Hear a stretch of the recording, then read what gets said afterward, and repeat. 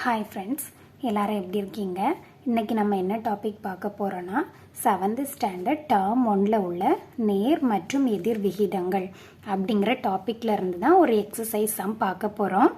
First சம்மை பார்க்கலாம். Some என்ன கொடுத்துருக்காங்கன்னா, தாமரை வாடகை பணமாக ரூபாய் 7500 3 மாதங்களுக்கு செலுத்துகிறார் எனில், அதே போல அவர் ஒரு வருடத்திற்கு செலுத்த வேண்டிய வாடகை பணம் எவ்வளவு அப்படின்னு கேட்டிருக்காங்க.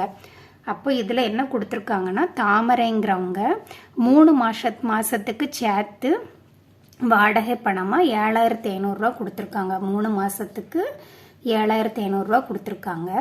அப்படின்னா ஒரு வருடத்துக்கு அவங்க செலுத்த வேண்டிய அவங்க எவ்வளோ ரூபாய் கொடுத்துருப்பாங்க அப்படின்னு கேட்டிருக்காங்க. இந்த சம்மை நம்ம 2 மெத்தடில் பார்க்க போகிறோம். ஒன்று வந்து ஃபார்முலா, அதுக்கு ஒரு ஃபார்முலா இருக்குது, அந்த ஃபார்முலா யூஸ் பண்ணி பண்ண போகிறோம். இன்னொன்று ஷார்ட்கட் மெத்தடில் நம்ம பண்ண போகிறோம்.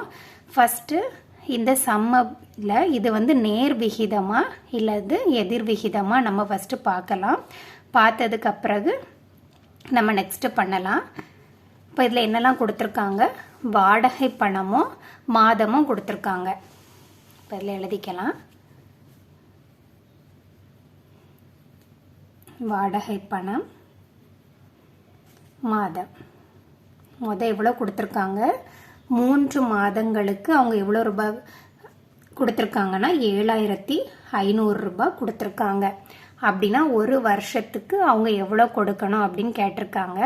ஒரு வருஷம்னா மொத்தம் 12 மாதம். இங்கே வந்து மாதத்தில் கொடுத்ததுனால நம்ம அதை 12 மாதத்தை எழுதியிருக்கோம். அது எவ்வளோன்னு நமக்கு தெரியாது, அதனால நம்ம அதை எக்ஸ்ன்னு எடுத்திருக்கோம். இனி இது நேர் விகிதமா அல்லது எதிர் விகிதமா நம்ம பார்க்கலாம். அப்போ பார்க்கறதுக்கு நம்ம ஃபஸ்ட்டு என்ன பண்ணணும், செக் பண்ணிக்கலாம். இங்கே என்ன ஆயிருக்கு, மாதம் வந்து இன்க்ரீஸ் ஆயிருக்கு, மாதம் வந்து அதிகமாயிருக்கு. அப்போ மாதம் அதிகமாச்சுன்னா அதோட வாடகை பணம் என்ன ஆகும், 3 மாதத்துக்கு 7500 கொடுத்துருக்காங்கன்னா அப்போ 12 மாதத்துக்கு என்ன பண்ணுவாங்க, அதை விட அதிகமாக தான் பணம் கொடுப்பாங்க. இப்போது மாதம் அதிகமாக அதிகமாக வாடகை பணம் என்ன ஆகிட்டே இருக்கும், அதிகமாகிட்டே இருக்கும். இப்போ ரெண்டுமே அதிகமாச்சுன்னா இதை நம்ம என்ன சொல்லுவோம், நேர் விகிதம். ரெண்டுமே அதிகமாகணும் அல்லது ரெண்டுமே குறையணும். அப்படி இருந்ததுன்னா அதை நம்ம நேர் விகிதம்னு சொல்லுவோம். ஃபர்ஸ்ட் நம்ம ஃபார்முலா யூஸ் பண்ணி எப்படி நேர் விகிதம் கண்டுபிடிக்கணும்னு பார்க்கலாம். இதுக்குள்ள ஃபார்முலா இல்லைன்னா x1/y1 is equal to x2/y2. இதை கண்டுபிடிக்க ஃபார்முலா வந்து இதுதான், x1/y1 ஈக்குவல் டு x2/y2.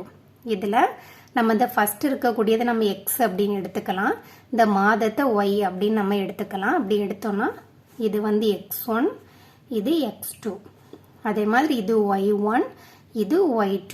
நம்ம வேல்யூவை சப்ஸ்டியூட் பண்ணிக்கலாம். அப்போ x1ஓட வேல்யூ 7500 டிவைடட் பை ஒய்யோட வேல்யூ 3, y1 வேல்யூ, இந்த x2ஓட வேல்யூ நமக்கு தெரியாது, அது x டிவைடட் பை y2ஓட வேல்யூ 12. இங்கே எக்ஸோட வேல்யூ தான் வேணும், நம்ம வந்து 12 இங்கே கொண்டு போகிறோம். அப்போ அது என்ன ஆகும், 7500 டிவைடடில் இருக்கிறது அங்கே போகும்போது மல்டிப்ளைல ஆகும், 12 பை 3 ஈக்குவல் டு எக்ஸ். என்ன கேன்சல் பண்ணலாம், 4 12. இனி 7500 4 இருக்குது, இது நம்ம மல்டிப்ளை பண்ணோன்னா 0 20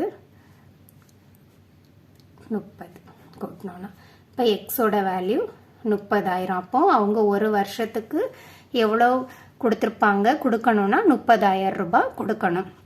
இது வந்து ஃபார்முலா யூஸ் பண்ணி நம்ம பண்ணுறது. இல்லாமல் இதை வந்து ஃபார்முலா யூஸ் பண்ணாமல் நம்ம ஷார்ட்கட்டில் பண்ணோன்னா என்ன பண்ணனா, ஃபஸ்ட் இந்த சம் கொடுத்துருந்தாங்கன்னா இந்த சம் வந்து நேர் விகிதமாக எதிர் விகிதமாக பார்க்கணும். அப்போ நம்ம நேர் விகிதம்னு நமக்கு தெரிஞ்சிடுச்சு. நேர் விகிதமாக இருந்துன்னா இந்த ஸ்ட்ரைட்டாக நேரில் இருக்கிறத நம்ம டிவைடடில் எழுதினா போதும்.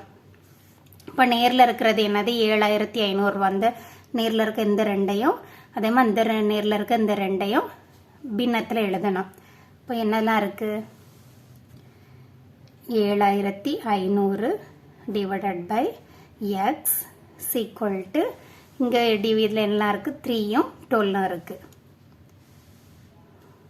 3 டிவைடட் பை 12. இப்போ நமக்கு எக்ஸோட வேல்யூ தான் வேணும். இப்போ எக்ஸ் இங்கே கொண்டு போகிறோம், இது இங்கே வரும். அப்போ 7500 இன்ட்டு 12 ஈக்குவல் டு 3x. இப்போ எக்ஸோட வேல்யூ தான் வரும், 3 அப்போ இங்கே வரும். இப்போ 7500 into 12 divided by 3 equal to x. இப்போ நம்ம கேன்சல் பண்ணோன்னா 4 7500 நம்ம மல்டிப்ளை பண்ணும்போது வேல்யூ 30000. இப்போ நமக்கு ஃபார்முலா பண்ணுறதுக்கு இதான் formula. x1 divided by y1 is equal to x2 divided by y2. இல்லாமல் ஃபார்முலா இல்லாமல் நம்ம ஸ்ட்ரைட்டாக பண்ணோம்னா நேர் விகிதம்னா அதில் நேரில் இருக்கிறத நம்ம எழுதி பண்ணினா போதும். ஓகே, இது உங்களுக்கு புரிஞ்சிருந்துன்னா, அண்டர்ஸ்டாண்ட் ஆயிருந்துன்னா லைக் பண்ணுங்கள், மறக்காமல் சப்ஸ்கிரைப் பண்ணுங்கள், உங்கள் ஃப்ரெண்ட்ஸ்க்கெல்லாம் ஷேர் பண்ணுங்கள். தேங்க்யூ.